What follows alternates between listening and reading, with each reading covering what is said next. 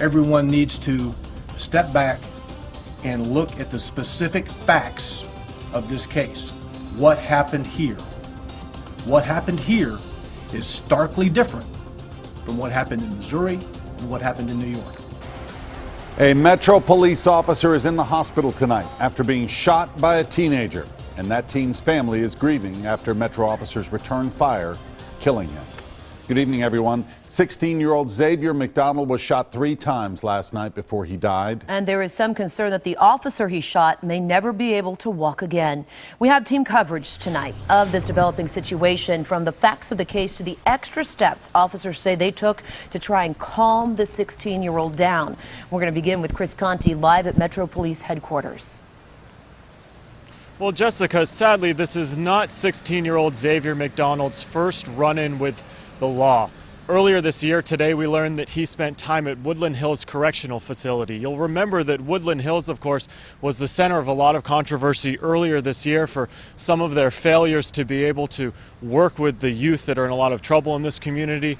We also learned that back on December 7th, Xavier McDonald's mother reported him missing to police. And it is key to remember here that when she reported him missing to police, she did so and said that he actually had a box of bullets on him and smelled of alcohol. At 16 years old, smelled of alcohol because he had been drinking earlier in the day.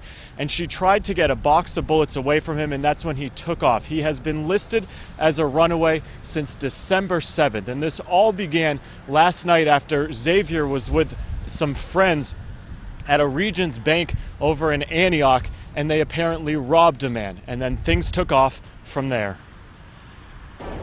Yeah, we've got a nice community here. Superstitious or not, signs of trouble could be seen all around this Antioch neighborhood today. But we didn't have any inclination to think that there was, this type of problem going on. Steve Prost has called Long Hunter Court home for the last 7 years. A home he felt safe in until 7:30 Sunday night. They told us that we needed to get out, that we were potentially in danger. Police were called to this townhome to investigate a robbery. Inside, they say they found 16-year-old Xavier McDonald and a stolen credit card. Quite frankly, his choices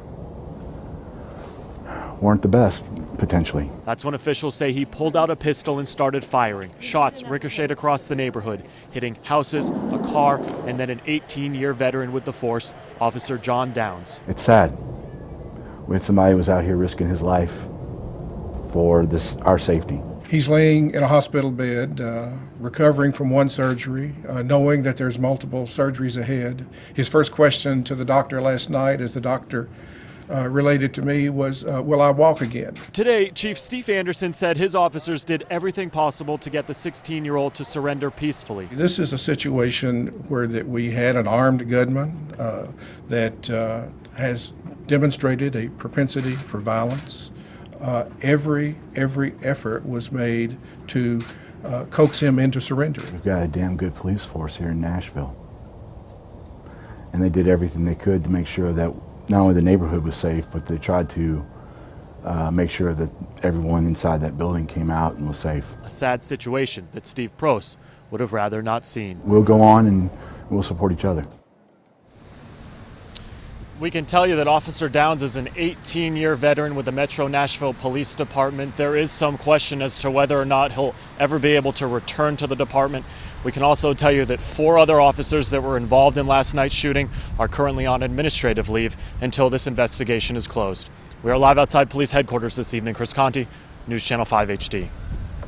With the nationwide debate over race and police response, Metro officers are taking unprecedented steps to draw clear differences between what happened last night in South Nashville and, of course, as we heard, the situations in New York and in Ferguson, Missouri. And News Channel 5's Todd Walker is in our newsroom. Todd, for the first time possibly ever that we can remember, Metro Police are actually letting us hear from an officer involved in last night's standoff and shooting before the investigation is even complete. Yeah, that's how seriously they are taking this. They want everyone to know that officers, and specifically one newly promoted sergeant, did everything possible and worked for a very long time to try and bring this to a peaceful end. Metro Police played for us an interview with Sergeant Michelle Jones. She used to be a youth services detective, so she has a lot of experience working with teens, including some of the girls that were at the scene last night. She was the primary officer who had contact with Xavier McDonald that night and tried for a very long time to get him to give up his gun and bring the situation to a peaceful end.